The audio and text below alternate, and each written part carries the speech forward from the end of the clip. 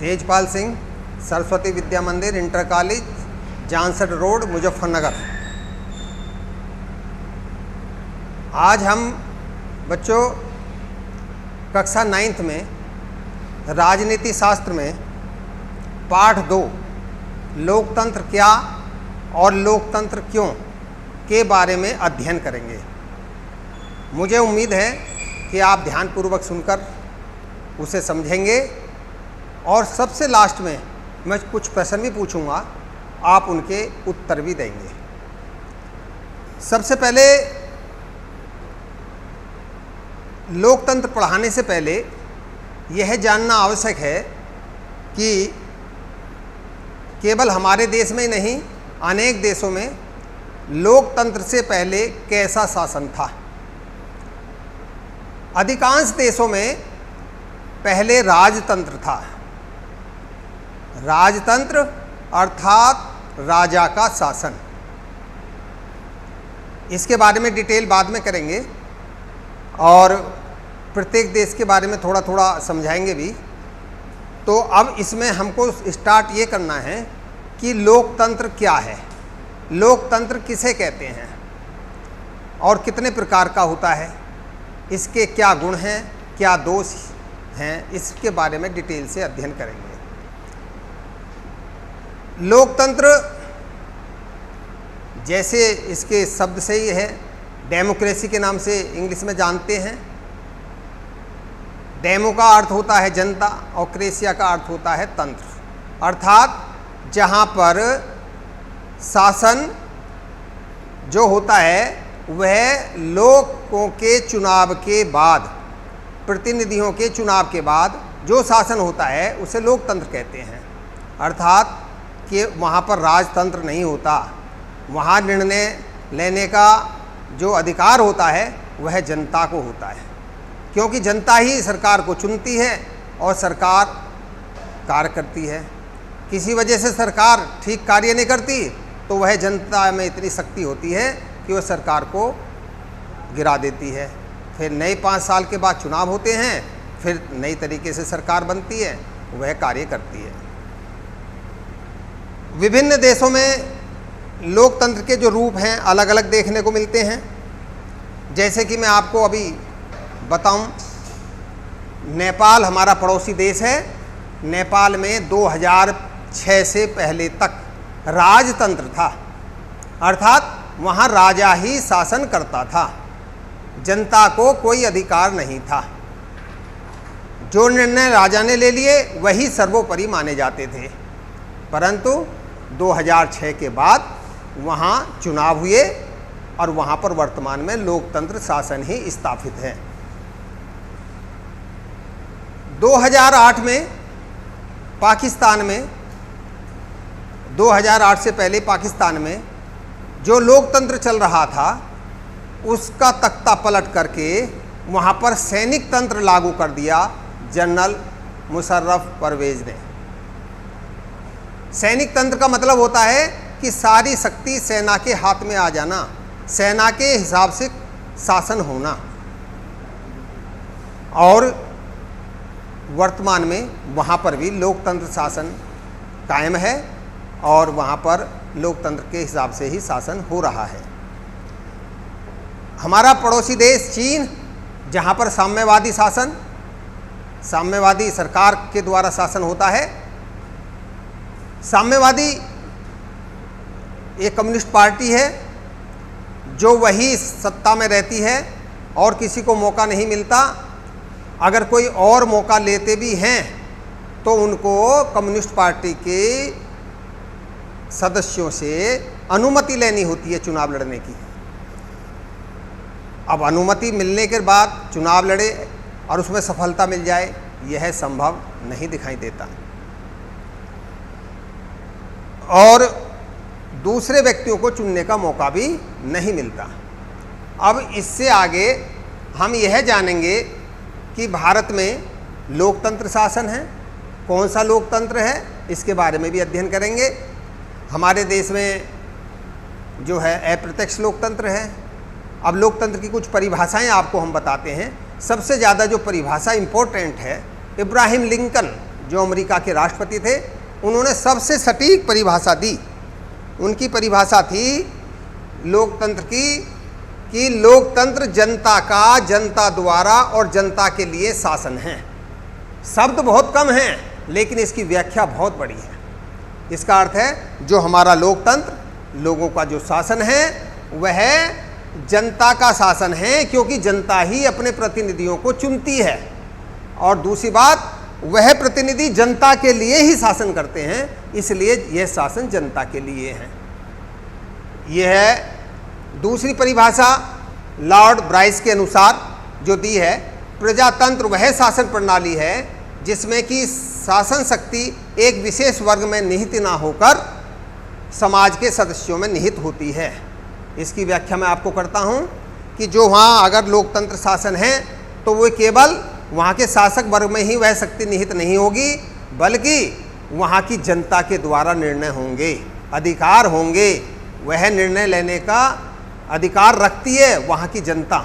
इसलिए सरकार बनाना, उसको पद से हटा देना, यह जनता के अधिकार में ही होता है। इसी प्रकार एक हमारे बड़े विद्वान व्यक्ति हुए हैं, उन्होंने अपनी परिभाषा दी है। उनका नाम है सीले। प्रजातंत्र वह शासन है जिसमें प्रत्येक व्यक्ति उसमें भागीदार होता है, अर्थात देश की जनता उस लोकतंत्र में भागीदार है, उससे कोई वंचित नहीं रहता। यह परिभाषा अपने आप में बड़ी सटीक है। परंतु इन परिभाषाओं के बाद, लोकतंत्र की चर्चा करने के बाद, कुछ कमियां इसमें लोकतंत्र में हैं जो आपको आगे भी बताई जाएंगी, लेकिन बीच में थोड़ी सी और। लोकतंत्र में प्रत्येक व्यक्ति को चुनाव लड़ने का अधिकार है उन्हें, क्योंकि समानता, स्वतंत्रता है। परंतु इसमें वही एक उक्ति प्रस्तुत होती है कि किसी से कह दिया कि जैसे कह देते कि 5 स्टार में हर व्यक्ति को जाने की अनुमति है, परंतु वहाँ पर प्रत्येक व्यक्ति जा नहीं सकता क्योंकि आर्थिक स्थिति के कारण। ऐसे ही भारत में प्रत्येक व्यक्ति को चुनाव लड़ने का अधिकार है। तो आप जानते होंगे कि प्रत्येक व्यक्ति चुनाव लड़ नहीं सकता, भले ही अधिकार क्यों ना हो। तो इसलिए हमारे लोकतंत्र में आर्थिक असमानता जो है वह बहुत अधिक है। इसलिए इसमें गिने चुने लोग ही इसमें भाग लेते हैं, चुनाव लड़ते हैं और जीतते हैं। कमज़ोर जो व्यक्ति होते हैं ना चुनाव लड़ पाते हैं और ना ही वह जीत पाते हैं। अब आगे हम अध्ययन करेंगे कि लोकतंत्र कितने प्रकार का होता है। बच्चों, अभी अभी चर्चा की हमने आपसे कि विश्व में 2 प्रकार की सरकार होती है, लोकतांत्रिक और अलोकतांत्रिक। अधिकांश देशों में लोकतांत्रिक ही सरकार है। अब लोकतंत्र में भी 2 प्रकार का लोकतंत्र होता है। एक लोकतंत्र होता है प्रत्यक्ष लोकतंत्र, दूसरा होता है अप्रत्यक्ष लोकतंत्र। अब प्रत्यक्ष लोकतंत्र किसे कहते हैं? जहां पर जनता प्रत्यक्ष रूप से शासन करती है और इस लोकतंत्र में लोकहित के कार्यों में जनता के विचार के अनुसार ही फैसले लिए जाते हैं और उनका जो है फैसले मान्य भी होते हैं। विश्व में एक ऐसा देश है, इधर देखो बच्चों, यूरोप महाद्वीप का एक स्विट्जरलैंड देश है। यहाँ पर है, आपको समझ में नहीं आएगा इसलिए मैंने यहाँ लिख दिया।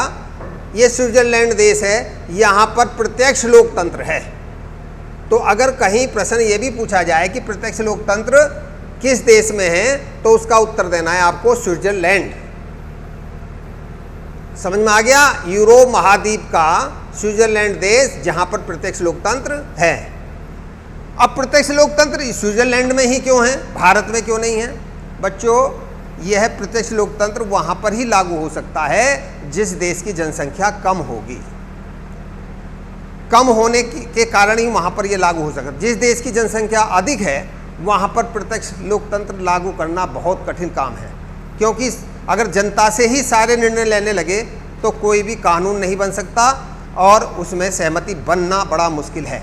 इसलिए इसका एक उदाहरण प्रत्यक्ष लोकतंत्र का, जिसमें प्रत्यक्ष रूप से शासन जनता ही करती है और फैसले भी जनता लेती है। दूसरा अप्रत्यक्ष लोकतंत्र। अप्रत्यक्ष लोकतंत्र में जो हमारा देश का ही एक उदाहरण है, देश की जनता अपने प्रतिनिधियों को चुनती है और वो प्रतिनिधि चुनने के बाद सरकार उनकी बनती है और वह सरकार जनता हित में निर्णय लेकर कार्य करती है या शासन करती है। तो हमारे देश का उदाहरण प्रमुख है, लेकिन इसके अलावा भी रूस, भारत, इंग्लैंड, अमेरिका आदि देशों में अप्रत्यक्ष लोकतंत्र ही है और जनता के प्रतिनिधि ही इसमें कानून बनाते हैं, क्योंकि उनको हमने 5 वर्ष के लिए चुनकर भेजा है। तो 5 वर्ष तक जो शासन करेंगे वह प्रतिनिधि ही करेंगे और उनको लागू भी करते हैं। परंतु इसमें एक बात का ध्यान रखना कि इसमें जो भी निर्णय होंगे वो जनता हित में होते हैं, क्योंकि ये राजतंत्र नहीं होता। जनता का शासन है, जनता ने ही चुना और जनता के लिए चुना गया। ये परिभाषा आपको मैंने पहले बता दी थी। अब हम इतनी बात करने के बाद अब लोकतंत्र की विशेषताएं बताने से पहले अब थोड़ा सा एक प्रकाश डालेंगे। बच्चों इधर ध्यान देंगे, ये मैक्सिको देश है। मैक्सिको देश में राष्ट्रपति का चुनाव 6 वर्ष के लिए होता है। यह उत्तरी अमेरिका महाद्वीप का देश है, यहाँ पर 6 वर्ष का होता है, जबकि भारत में 5 वर्ष के लिए राष्ट्रपति का चुनाव होता है और मैक्सिको में 6 वर्ष के लिए होता है। तो ये वहाँ की अपने अपने नियम होते हैं और वहाँ पर वो नियम बनाते हैं। ऐसे ही एस्टोनिया एक देश है जो रूस से अलग हुआ। एस्टोनिया जो मैंने अलग लिख दिया है। अब यहाँ चुनाव लड़ने का अधिकार तो है, लोकतांत्रिक देश है, परंतु वहाँ पर जो रूस देश के जो अल्पसंख्यक लोग हैं उनको चुनाव में भाग लेने का अधिकार तो है, लेकिन उनको पूर्ण स्वतंत्रता नहीं है, उन्हें डराया और धमकाया जाता है। एक इधर ध्यान देंगे, हमारे देश के एशिया महाद्वीप में एक फिजी देश है। यहाँ मैंने जिसको दूर लिखा है, ये यहाँ पर है समुद्र में एक द्वीप, उसका नाम है फिजी देश। इसकी क्या विशेषता है बच्चों? ये एक बात का ध्यान रखना, इस देश में हमारे भारत देश के बहुत सारे लोग जाके बसे और वहीं उनका रहना सहना है। इसलिए जो भारत के जाकर फिजी में बसे उन्हें हम भारतीय लोग के नाम से जानते हैं। अब कितना भेदभाव है, वैसे तो यहाँ लोकतंत्र है, पर लोकतंत्र में भी कितना भेदभाव भारतीयों के साथ होता है। इसमें यह अंतर होता है कि भारतीय जो मूल निवासी हैं, भारतीय मूल के जो वहाँ निवासी हैं, उनके मत का आधा %, इसका मतलब है आधा भाग ही काउंट होता है। उदाहरण के रूप में फिजी अगर कोई व्यक्ति वोट डालता है उसका मूल्य 1, अगर भारतीय मूल के अगर वहाँ निवासी हैं, अगर वो 2 व्यक्ति वोट डालेंगे तो उनका मूल्य उसके 1 के बराबर होगा। अर्थात हमारे जो भारतीय मूल के निवासी हैं उनकी वोट का मूल्य कम है। तो ये लोकतंत्र है, परंतु सबको बराबर अधिकार नहीं मिल रहे। तो ये जो है नाम मात्र का लोकतंत्र कहेंगे हम, तो जब बराबर की स्वतंत्रता या समानता नहीं है। इसलिए इस बात को ध्यान रखना कि ये 2-3 देशों के बारे में चर्चा करी। अब बच्चों हमने जो अब तक बताया लोकतंत्र क्या है, लोकतंत्र कितने प्रकार का होता है, किन देशों में कैसी व्यवस्था है, और अब आगे हम बात करेंगे लोकतंत्र की विशेषताएं। लोकतंत्र की विशेषताएं और दोष पर अध्ययन करने जा रहे हैं हम इस समय, ध्यान से सुनेंगे। सबसे पहली विशेषता है कि लोकतंत्र आम लोगों की भलाई के लिए कार्य करता है, क्योंकि आम लोगों ने ही प्रतिनिधियों को चुना और प्रतिनिधि उसमें जनता के हितों का ध्यान रखते हैं, इसलिए आम लोगों की भलाई के कार्य करता है। दूसरा, समानता के सिद्धांत पर आधारित जो भी कानून बनेंगे वो भेदभावपूर्ण नहीं होंगे, समानता का भाव रखा जाएगा। चाहे वो गरीब हो, अमीर हो, किसी भी जाति वर्ग का क्यों ना हो, उसके साथ कोई भेदभाव ना हो, इस तरह के कानून पारित होते हैं और लागू भी किए जाते हैं। तीसरा, स्वतंत्रता मानव विकास के लिए आवश्यक है। बच्चों आप ये सब जानते हैं कि अगर व्यक्ति स्वतंत्र होकर नहीं बोलेगा, स्वतंत्र होकर कोई कार्य नहीं करेगा, तो उसका विकास संभव है ही नहीं। सबसे पहले किसी कार्य करने के लिए उसे स्वतंत्रता मिलनी चाहिए, और जो स्वतंत्र होगा तो वह अच्छी प्रकार से कार्य भी करेगा, भाग भी लेगा, और उसे अगर डराया गया, धमकाया गया तो वह उससे पीछे हटेगा और वह स्वतंत्रतापूर्वक कार्य नहीं कर सकता। तो हमारा देश जो है इसका एक उदाहरण है कि जो भी कार्य होते हैं समानता के आधार पर होते हैं और स्वतंत्रता के आधार पर, उनके साथ कोई भेदभाव नहीं किया जाता और वो आगे भी बढ़ते हैं। तो आपने देखा होगा कभी कभी इतने गरीब व्यक्ति भी चुनाव में भाग लेते हैं जिनकी सामर्थ्य नहीं होती, चाहे वो विजय हासिल करें या ना करें, लेकिन वह बढ़ चढ़कर भाग लेते हैं। ये समानता स्वतंत्रता के कारण ही होता है। अगला पॉइंट है, लोगों को राजनीति शिक्षा मिलती है। बच्चों, जब हम इस चीज़ में भाग लेते हैं तो बहुत सारी चीज़ें जिसको नहीं आती वह भी जानने की कोशिश करता है। अनपढ़ व्यक्ति भी पूछता है कि किसका रुझान अच्छा चल रहा है जब वोट खोली जाती हैं, किसकी संभावना सरकार बनने की है। अब से पहले तो कभी नहीं पूछा, क्योंकि उसे अब थोड़ी रुचि पैदा हो गई, उसे ज्ञान होने लगा कि राजनीति में क्या क्या होता है और राजनीति के नेता लोग जो है किस लिए कार्य करते हैं। तो उसे शिक्षा मिलती है, पढ़ने से नहीं मिलती, सुनने से मिलती है, उनके पास बैठने से मिलती है, और टीवी पर इतनी चर्चाएं होती है राजनीति संबंधी, उनका ज्ञान बढ़ता ही जाता है। यह लोकतंत्र के कारण ही होता है। अगर लोकतंत्र ना होता तो फिर ये चर्चाएं भी ना होती, फिर तो राजा का शासन होता और वह अपनी इच्छा से कार्य करता। आगे, विद्रोह की कोई संभावना नहीं होती लोकतंत्र में। विद्रोह या क्रांति की कोई संभावना नहीं होती। क्यों नहीं होती? भाई, जो प्रतिनिधि हैं जनता ने चुने, वही निर्णय जनता के हित में ले रहे हैं, तो फिर वह क्रांति या विद्रोह करने का तो कोई सवाल उठता ही नहीं। विद्रोह क्रांति तब होती है जहां राजा निरंकुश हो जाता है, अपनी मन मर्जी से कार्य करता है, जनता के हितों का ध्यान नहीं रखता, वहां पर ये क्रांति पैदा होती है। लेकिन जहां जनता के प्रतिनिधि शासन कर रहे हों तो वहां क्रांति या विद्रोह का तो सवाल उठता ही नहीं, क्योंकि उनकी हर इच्छाओं को, उनकी अपेक्षाओं को ध्यान में रखा जाता है। नागरिकों के अधिकारों की सुरक्षा, चाहे कोई देश लोकतंत्र हो, प्रत्यक्ष या अप्रत्यक्ष, नागरिकों के अधिकारों की रक्षा की जाएगी। उनके अधिकारों की रक्षा होगी तो वह देश बचेगा और वहाँ का समाज भी बचेगा। और अगर उसके अधिकारों की रक्षा है ही नहीं तो फिर उसको अपनी बात कहने का कोई अधिकार भी नहीं होगा। आपने देखा होगा, अगर हमारे को कोई सताता है, हम पर अन्याय करता है, तो हम पुलिस स्टेशन जाते हैं, और इसके आगे भी अगर हम जाते हैं तो न्यायालय का दरवाज़ा खटखटाते हैं। हमें उम्मीद है कि हमें न्याय मिलेगा, तो इसलिए तो, लेकिन राजतंत्र में तो ऐसा कर ही नहीं सकते। इसलिए इसमें पूरी स्वतंत्रता होती है इस चीज़ की कि नागरिकों के अधिकारों की रक्षा की जाए। बच्चों, एक बड़ा पॉइंट इसमें जो अगली विशेषता है वह है स्वतंत्र न्यायपालिका। स्वतंत्र न्यायपालिका होती है लोकतंत्र के अंतर्गत। अगर अपराध राष्ट्रपति ने भी किया है, प्रधानमंत्री ने भी किया है, तो वह भी उसका दोषी कहलाएगा अगर अपराध सिद्ध हो गया।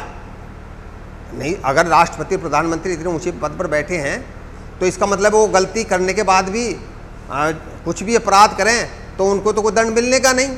लेकिन लोकतंत्र में यही तो व्यवस्था है कि स्वतंत्र न्यायपालिका होती है, चाहे गरीब हो, अमीर हो, चाहे कोई भी कितना पूंजीपति क्यों ना हो, अगर उस पर अपराध सिद्ध हो जाता है तो सज़ा काटता है और बराबर उसको जो भी दंड का प्रावधान है दिया जाता है।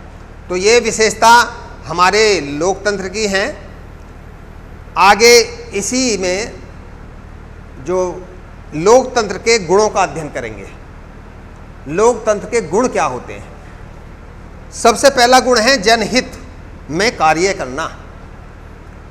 जिस देश में लोकतंत्र सरकार होती है वहाँ पर जनहित का मतलब है लोगों के हित के लिए कार्य किया जाता है, और जैसा समय वातावरण देश काल होता है उसके अनुसार कार्य किया जाता है।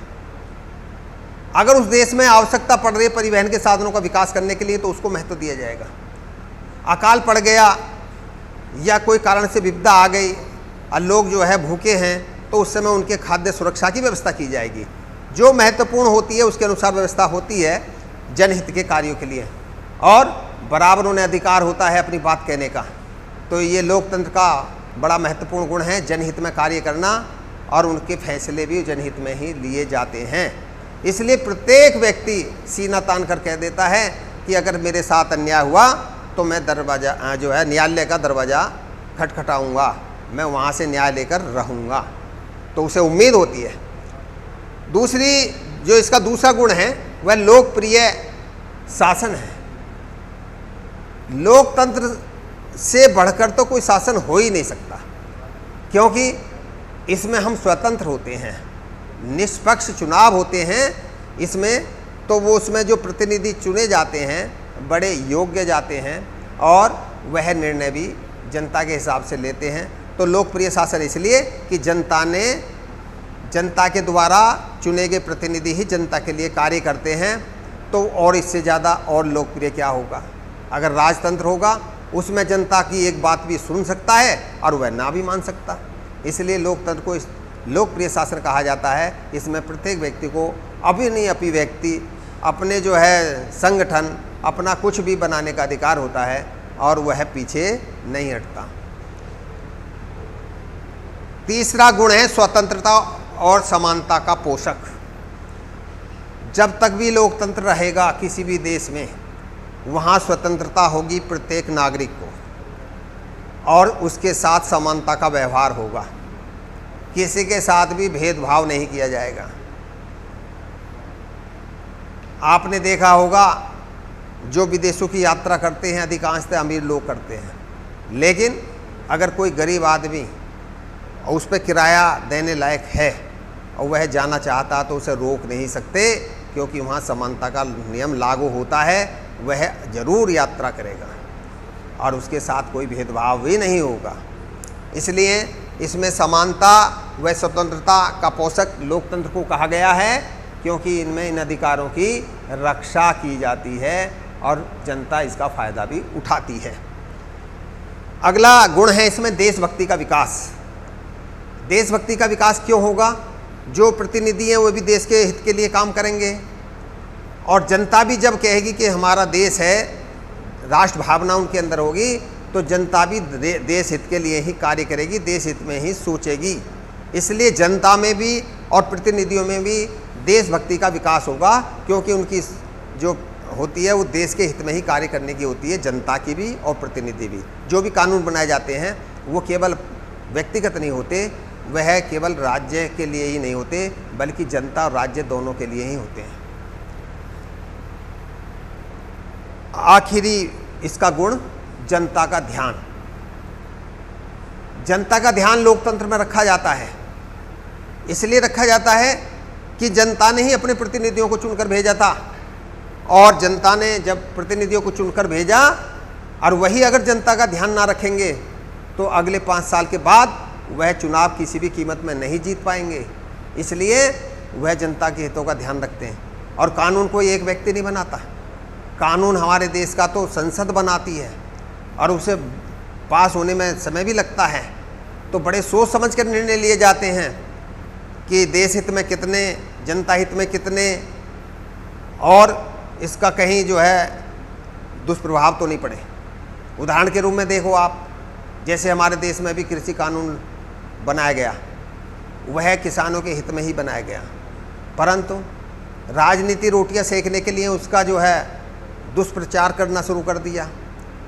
सोचा ही नहीं उसमें कितनी संपत्ति को नुकसान देश की को हो रहा है, कितना पैसा बर्बाद हो रहा है, जबकि वो जनता हित में ही है। जो कार्य अधिकांशतः भलाई के लिए किया जाता है वो जनता हित में होता है, लेकिन अगर उसको सुनना ही ना हो तो उसका दुष्प्रचार करते रहेंगे, कोई फायदा नहीं होने वाला।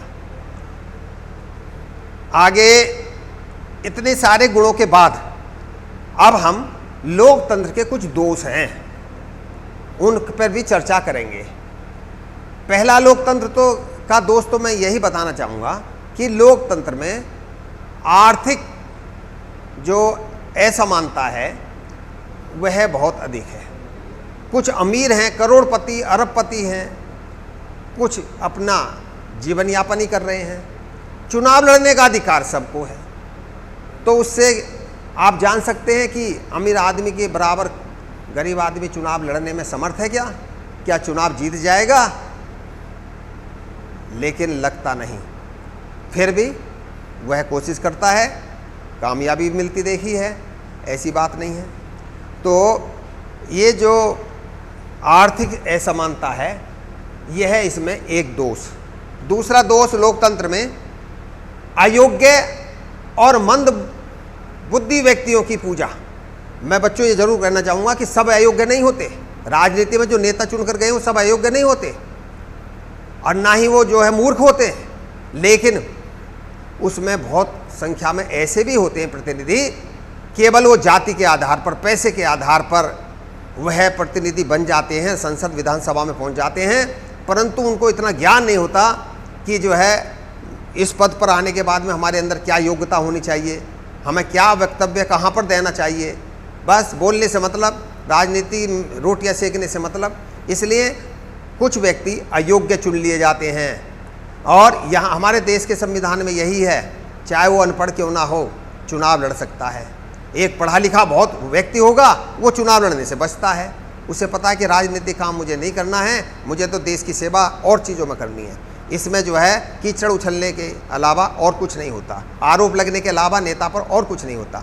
इसलिए कुछ लोग अयोग्य व्यक्ति भी इसमें चुनाव लड़ने के बाद जीत जाते हैं, जो वो जनता को हानि पहुंचाते हैं, अर्थात वो निर्णय लेने में, फैसले लेने में जो है पीछे रह जाते हैं, उनको इतना ज्ञान नहीं होता या वह अपने जातिवाद क्षेत्रवाद में फंसे रह जाते हैं। दूसरा अवगुण जो है सामाजिक समानता का अभाव।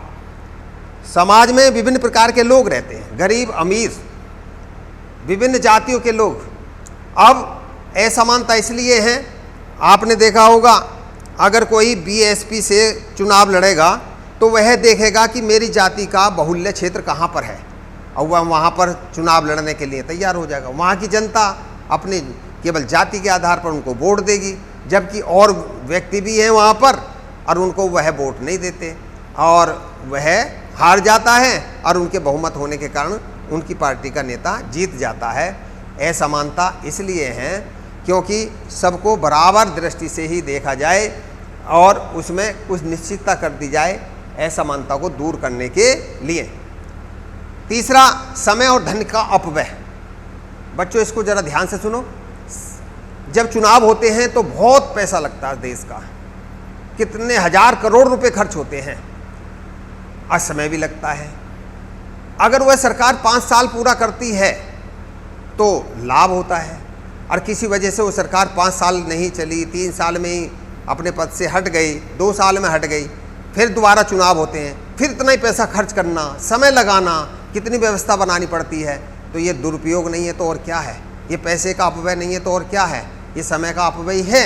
इसलिए दूसरी बात, इसमें जो चुने हुए प्रतिनिधि होते हैं वह कभी कभी समय के अनुसार अपने आप को बदलते रहते हैं। जब देखा कि मुझे मंत्री पद नहीं दिया तो दूसरी पार्टी में जाने की तैयारी करी, उनका जो है बहुमत डगमगाने लगा जिसकी सरकार चल रही है, तो सरकार इस कारण से गिर जाती है। तो इसमें जो लोकतंत्र में चुनाव में जब चुनाव होते हैं तो उसमें धन और समय बहुत अधिक खर्च होता है। तो हमें ऐसी सरकार चुननी चाहिए जिस पर हमें ये लगता हो कि पूरे 5 साल पूरा करेगी, पूरी उम्मीद इतनी ही रखनी चाहिए। और दोष धनवानों की प्रबलता, जिनके पास धन होगा केवल वही इसमें राजनीति में भाग लेंगे। सब तो नहीं लेते, लेकिन मैंने भी अपने अनुमान से देखा है अधिकांश लोग, धनवान लोग ही इसमें भाग लेते हैं और वही प्रतिनिधि चुनकर जो है विधानसभा या संसद में पहुंचते हैं। तो इसलिए इसमें भी जो है एक यह समस्या है। लोकतंत्र में नेता बदलते रहते हैं, अगला अवगुण है यह अगला ये दोष है। कैसे बदलते रहते हैं? 5 साल सरकार ये चली, इसने अच्छा कार्य किया तो ठीक है, अगले वर्ष भी मौका मिल सकता है। अगर उस सरकार ने 5 साल तक ठीक कार्य नहीं किया तो पता लगा कि वह सरकार अब की बार बनी नहीं, अब दूसरे नेता, दूसरी पार्टी की सरकार बनी, वो अब अपने हिसाब से शासन करेगी। तो इसलिए नेता बदलते रहते हैं, मंत्री बदलते रहते हैं। तो एक लोकतंत्र में यह अवगुण है, लेकिन ये केवल हमारे देश के लिए नहीं है, सभी देशों में ऐसी व्यवस्था है। तो हम इसमें यही समाधान कर सकते हैं कि जो हम सरकार चुने, स्थायी सरकार चुने, निष्पक्ष जो है चुनाव होने चाहिए और तभी हमारे देश ठीक तरीके से काम करेगी और जनता का भी ध्यान रखेगी। ये थे हमारे अब जो है दोष अवगुण लोकतंत्र के। लेकिन लोकतंत्र की सफलता के लिए आवश्यक शर्तें क्या हैं? नंबर 1 है स्वस्थ और सच्चा जनमत। जब सरकार बने तो ऐसी सरकार बने जो स्थायी रह सके। 5 साल के लिए चुनाव होते हैं हमारे देश में, तो ऐसी सरकार बने जो लगभग 5 साल तक ही कार्य करे और उसमें जनमत पूर्ण हो। ऐसा नहीं बिल्कुल कि ऐसे जितना उसको सरकार बनाने के लिए चाहिए उतने ही सांसद उसके पास हैं तो वो सरकार डगमगाती रहेगी। उसके मजबूत उसके पास में समर्थन हो जिससे वह पूरे 5 साल काम करेगी, जनमत उसके साथ होगा, तो ऐसे ही सरकार बनेगी और 5 साल तक कार्य भी करेगी। स्थानीय शासन, बच्चों आपने देखा होगा कोई भी एकदम प्रधानमंत्री राष्ट्रपति नहीं बनता। चुनाव लड़ते समय पहले चुनाव कहाँ से सीखता है? जब हम कॉलेज में पढ़ते हैं, आप पढ़ेंगे या पढ़ रहे हैं, बड़ी क्लासों में भी पढ़ेंगे आप, तो वहीं से राजनीति शुरू हो जाती है। अब छात्र संघ के चुनाव हैं, छात्र संघ के अध्यक्ष के चुनाव हैं, कभी जो है मेंबर के चुनाव हैं, गांव में वार्ड मेंबर के चुनाव हैं, नगर पालिका में पार्षद के चुनाव हैं।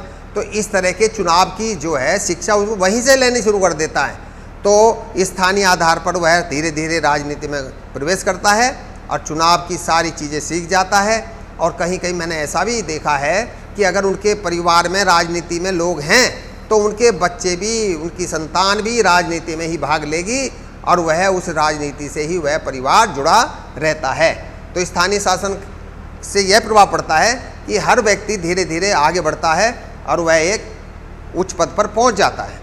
दूसरी, राजनीति जागृति।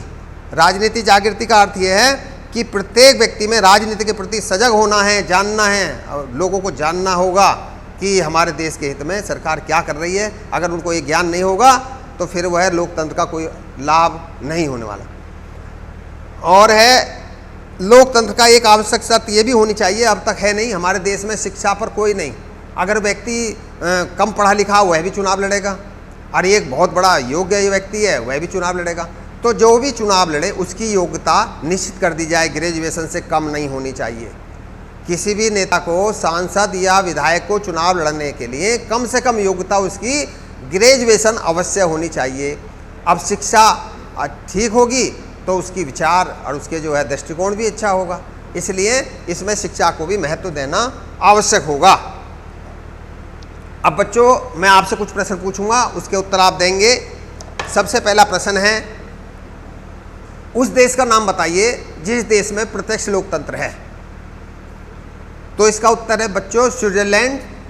एक बार और, ये यूरोप महाद्वीप का देश है स्विट्जरलैंड, यहाँ पर प्रत्यक्ष लोकतंत्र है। ये प्रश्न जीके में बहुत अधिक आता है क्योंकि इस देश में प्रत्यक्ष लोकतंत्र पाया जाता है और अधिकांश देशों में जो होता है अप्रत्यक्ष लोकतंत्र। दूसरा, लोकतंत्र कितने प्रकार का होता है? ये तो आप जान गए होंगे। लोकतंत्र 2 प्रकार का होता है, प्रत्यक्ष लोकतंत्र और अप्रत्यक्ष लोकतंत्र। तीसरा प्रश्न है, 2006 से पहले किस देश में राजतंत्र शासन था? तो अभी हमने आपको बताया, एक बार पुनः इसका उत्तर है नेपाल, हमारा पड़ोसी देश। 2006 से पहले वहाँ राजतंत्र था, राजा के द्वारा ही शासन होता था, परंतु 2006 में के बाद वहाँ चुनाव शुरू हो गए, अब वहाँ लोकतांत्रिक सरकार है। इसका उत्तर नेपाल। किस देश में सैनिक तंत्र रहा? सैनिक तंत्र कहते हैं सेना के द्वारा शासन करना। तो 2008 से पहले वहाँ पर जनरल परवेज मुशर्रफ ने, वह सेना का सेनापति था, उसने सारी सत्ता अपने हाथ में ले ली थी, इसलिए वहाँ सैनिक तंत्र रहा और वहाँ पर उसने सैनिक तंत्र के हिसाब से ही शासन किया। तो उसका उत्तर हुआ पाकिस्तान। अब अंत में एक परिभाषा बताएं कि अब्राहम लिंकन ने क्या परिभाषा दी है। तो अब्राहम लिंकन ने जो लोकतंत्र की परिभाषा दी है, उस परिभाषा का नाम ही है कि लोकतंत्र जनता का, जनता के द्वारा और जनता के लिए किया गया शासन लोकतंत्र कहलाता है। बच्चों आपको इसमें ज़रूर समझ में आई होगी, मुझे उम्मीद है, और इसको आप एक बार पुस्तक से भी पढ़ेंगे और इसके जो मुख्य बिंदु आपने नोट कर लिए होंगे। धन्यवाद।